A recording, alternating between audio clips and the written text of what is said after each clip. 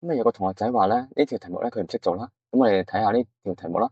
咁 x2-5x 加6細過0求 x。咁我哋睇下應該呢道題目係點樣做啦。咁我哋有兩種解法啦。先睇第一種長題目嘅做法。第一步因式分解啦，x2次減 5x 加6。咁所以咧，我哋可以寫成啦，就係 x 減2乘以 x 減3啦。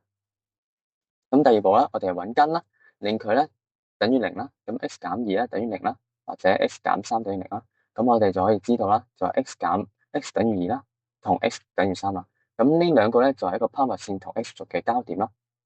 咁第三步咧就判斷拋物線嘅方向啦。咁記住咧，x2次咧前面咧係正數嘅，咁所以呢個拋物線咧係向上開嘅，開口嘅。咁第四步咧就揾個範圍啦。題目話咧係細過0嘅，咁即係話咧個拋物線咧係響 x 軸下面嘅一部分啦。咁有個好容易記嘅方法啦，你要想象為拋物線係一個圓，係一個碗嘅切面圖啦。咁碗向下咧，即係話揾拋物線係細過0啦。因為碗向下咧就裝唔到好多嘢嘅，咁所以咧就係用2細過 x 細過3嘅形式去表示啦。相反啦，碗口向上咧，即係揾 x，即係揾拋物線大過0啦，咁就可以裝到好多嘢啦。咁所以就會用 x 細過2或者 x 大過3嘅形式去表示啦。咁根據題目嚟話咧，係話拋物線係細過0啦，咁所以嘅答案嘅形式就係2細過 x 細過3啦。咁做呢啲題目咧，咁有個小技巧嘅，咁就係先揾個根啦，再揾個拋物線嘅開口嘅方向咧，最後再揾個範圍嘅。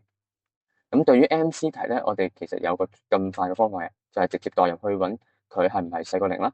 咁喺呢度咧有3個方向嘅，就係分別為 x 細過2啦、2細過 x 細過3啦，同埋 x 大過3嘅。咁首先試下代下 x 等於1啦，咁就答案係等於2嘅，咁係正數啦，所以係大過0嘅。咁所以呢個咧 x 細過2咧係唔啱嘅。咁首先，然之後再代咧 x 等於2.5啦。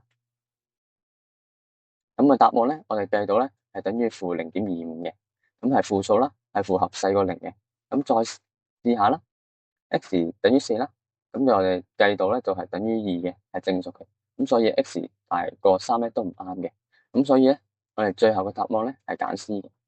咁記住有個口訣啦，就係細於就揾兩邊，大於就揾中間。因為係細於0啦，咁所以我哋揾中間嘅。咁所以答案咧係 C 啦。